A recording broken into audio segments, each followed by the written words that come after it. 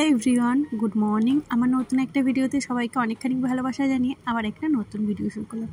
এখন ঘড়ির কাঁটাতে মোটামুটি বাজে ওই 5:45। আমি উঠেছি বেশ কিছুক্ষণ আগে। আজকে না একদম ইচ্ছা করছিল না কাজ করতে, একটু উঠে বসেছিলাম। তারপরে উঠোনটা ঝাড় দিয়ে এসেছি ঘরে, মানে ঝাড় দিতে। এসে জানলাগুলো যেই খুললাম দেখলাম বেশ কিছু ঝুল পড়েছে, মাকড়সে আর কি ঝুল ফেলেছে। আর খাটের পাশটাও বেশ নোংরা হয়েছে। কদিন ধরে তো একদম মোছাই হচ্ছে না, এই ঘরটায় আসা হয় না খুব একটা, আসলেও অত খেয়াল করে দেখা হয় না, যার জন্য আর পরিষ্কার করা হয় না। যেহেতু ওই ঘরে এখন শুই, সেহেতু এই ঘরে খুব একটা মানে নজর দেওয়া হয় না। এই ঘরে আমার মেয়ে বই পড়ে, যেইটুকু টাইম সেইটুকু টাইমই আসা হয়। যাই হোক, এই ঘরটা একদম একেবারে মুছে নিয়ে গেলাম। আর সকালবেলায় আমি ঘর দুটোতে মুছে নিই, কেননা ঘরে তো খুব একটা ঢোকা হয় না ওই শোয়ার সময়, আর আমার মেয়ে যদি একটু বায়না করে। তাছাড়া আমি ঘরে খুব একটা বেশি থাকি না। আর এই যে এই বাইরে তো আমি মুছে নিচ্ছি, আর বারান্দাটা ভেবেছি রান্না করার পর মুছবো। ফ্লিপকার্ট থেকে বেশ কিছু জিনিস কিনেছি, সেগুলো কাল এসছে, কালকে খুলেছি, বেশ ভালো করে দেখা হয়নি, তাই ভেবেছি আজকে ফাঁকা হয়ে তারপরে ভালো করে দেখবো। আর এই বোতলগুলো জল ভরে নিয়েছিলাম। যাই হোক, আর এই কি বলতো, এই গরমের দিনে ফ্রিজে আমি সবসময় জল ভরে রাখি, বাট খুব একটা গরম পড়ছে না, তার জন্য আর ভরছি না। কিন্তু আজ দেখলাম বেশ ভালোই গরম পড়েছে।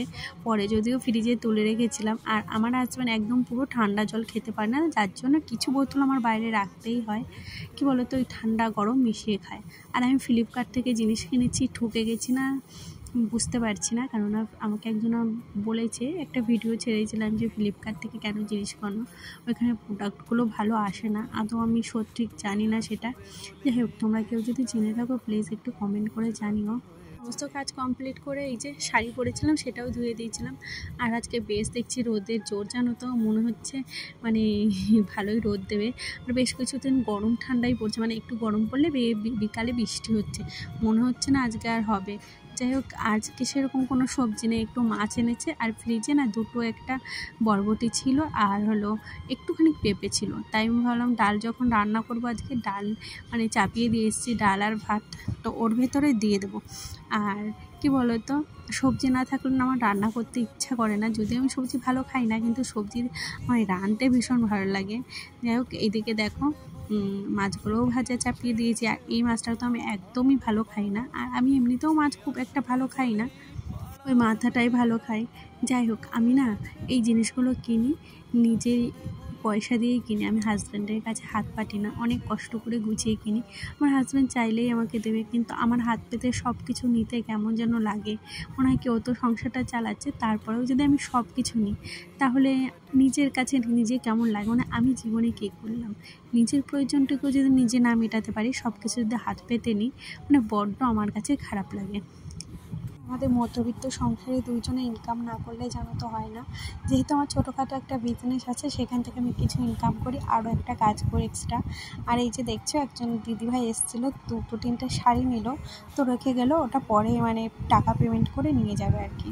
তোমাদের সাথে তো আমি দোকানের ভিডিও শেয়ার করি না, ভেবেছি একদিন শেয়ার করবো। আর এই বেড কাভারটা বেশ কিছুদিন ধরেই ভাবছি পাল্টাবো, কেননা আমার মেয়ের উপরে উঠে খেয়েছে, মানে ডিম খেয়েছিল, তারপরে না অনেক পিঁপড়ে উঠেছিল।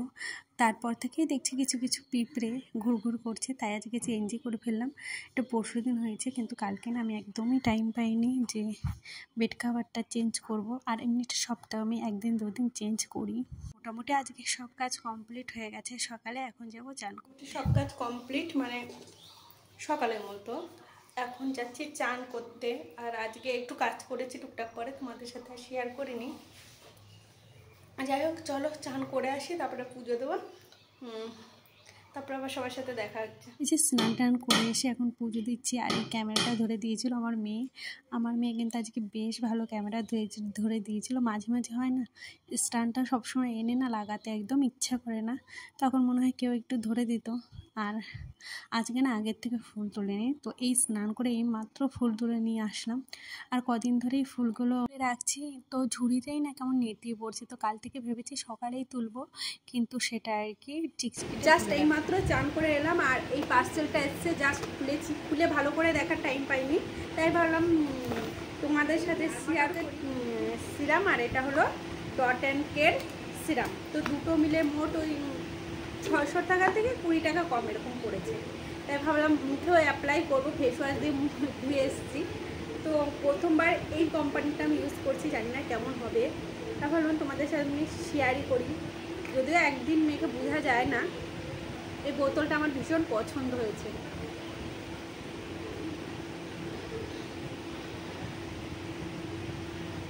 আর আজকে সেরকম কোনো ভিডিও দিতে পারিনি, তাই ভাবলাম চলো, আজকে সকাল থেকে প্রচণ্ড ব্যস্ত ছিলাম। এটা এত ছোট শিশিতে দিয়েছে, এ দেখো এইটুকু, এটা 5 ফোঁটা কিংবা 3 ফোঁটা নিতে বলেছে। আর এইটুকু আমি মোটেও 5 ফোঁটা নেবো না, আমি 3 ফোঁটা দিয়েই কাজ চালিয়ে নেব।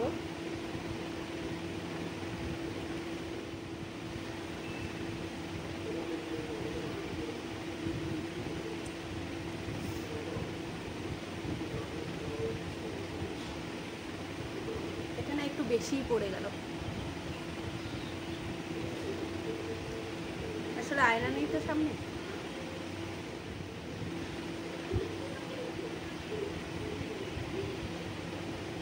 একটা মাত্র সানস্ক্রিন ওটাও ডারমাটাকে কিনেছি, করি কদিন আগে কিনেছি, তার জন্য এগুলো আবার অর্ডার দিলাম।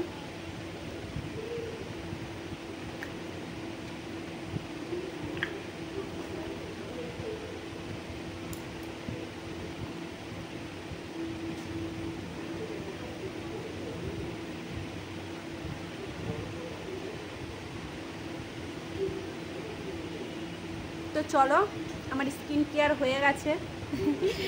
তো এরকম একটা পিম্পল বেরিয়েছে। তো টাটা, চলো। তো এখানে শেষ করলাম। ভিডিওটা ভালো লাগলে প্লিজ একটা লাইক কমেন্ট করে যেও, আর প্লিজ চ্যানেলটা সাবস্ক্রাইব করে দিও। তো আজকের মতো টাটা, দেখা হবে আবার একটা নতুন ভিডিওতে।